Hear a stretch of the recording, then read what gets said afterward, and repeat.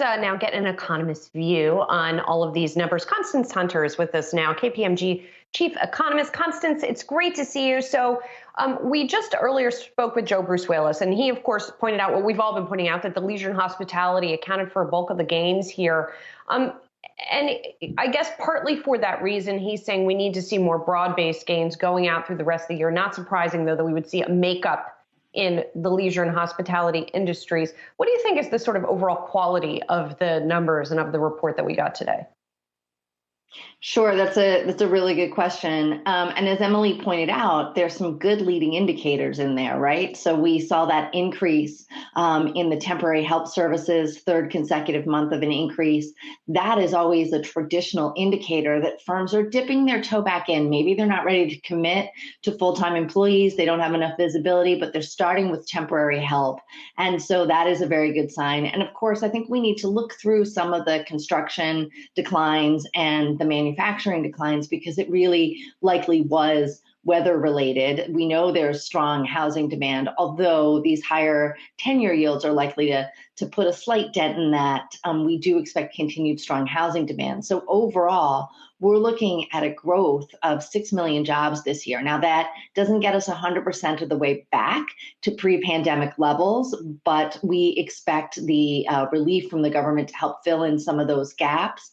And we do see this as a pretty strong labor market. Now, with regard to the quality, those gains are going to become more broad-based. But remember, we're still 4 million leisure and hospitality jobs below where we were pre-pandemic.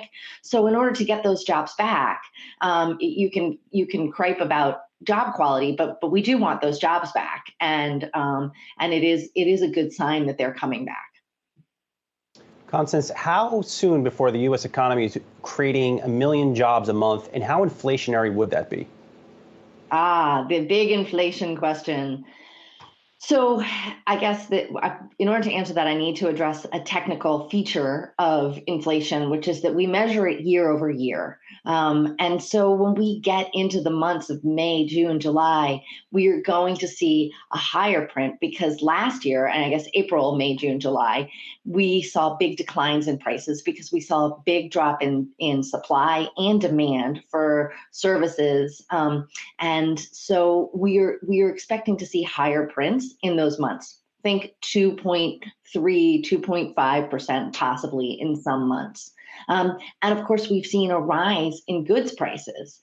Throughout the pandemic, goods prices consumption surged this past year. We expect that to continue growing. Meanwhile, we've seen a decline in services prices. And as those services come back online, we'll see an increase. So once we set the stage for that, and we can, quote, look through those numbers that are going to come sort of April, May, June, then we look at what happens to the longer term trend towards the end of the year. And there we expect it to go back down towards 2%. And the reason being, as I mentioned before, even if we had 6 million jobs this year, we're still not adding back all the jobs lost during the pandemic, plus accounting for the growth of the labor force due to population growth. And so when we look at the slack in the labor market, we still anticipate there's a fair amount of slack in the labor market. Now, with that said, there will be pockets where we expect wage pressure. So if you look at the unemployment rate for people who can work from home, it's at about 3.7%. You look at the unemployment rate for those who have to work at their job site, it's above 8%.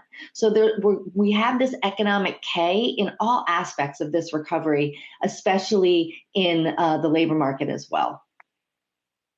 And, Constance, thinking about the longer term trajectory of the economic recovery here, certainly policymakers right now seem quite intent on avoiding the situation that played out in the 2010s, where you had multiple years before you got back to, trend growth and unemployment rate structurally high. Does the kind of growth that you're expecting in the labor market this year to you suggest we may be on track to indeed avoid a kind of replay of the last decade and start talking about a more durable, longer term trajectory of growth, in a couple of years? Yes, and so with this really the big new breakthrough here is the way that we're doing targeted relief with the augmented unemployment insurance, really helping to build a firewall around these COVID impacted parts of the economy. And so if we can get back to where we were pre-pandemic by the middle of next year, for example, then we're really looking at a much faster recovery period, and it sets us up for several years, if not a decade, of really nice solid growth, provided that we can keep inflation in check. And it seems like we have structural elements in place to do that. Now, we do want slightly higher inflation than we had during the aftermath of the global financial crisis, right? Because we never met the inflation targets of the Fed consistently during that period. And so if we could get some demand pull inflation that puts us at, say, 2.2 or 2.3% for a few quarters, that would be actually a positive thing for the economy. It would spur investment, it would spur consumption, and it could even fuel enough investment to get greater productivity gains in the coming decade, which really is the holy grail to growth. It helps us lift living standards, and it helps solve some of the wage inequality issues that we see. Constance, on a different but related note, how much do you think the Fed is going to be able to move the needle on its new stated goal of equity, of improved equity in the jobs market and in the economy?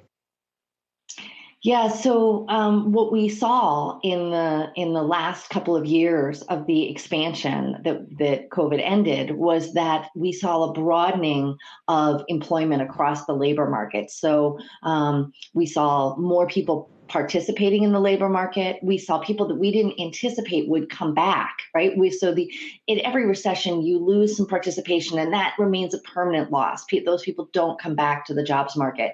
So we saw people come back to the jobs market that we weren't necessarily expecting because of the long expansion.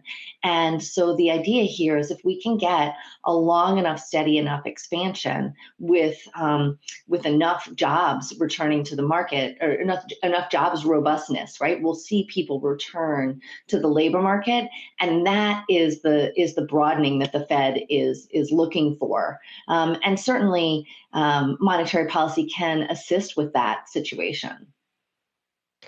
We shall see. Constance Hunter, here's hoping. KPMG chief economist. Always great to see you, Constance. Be well.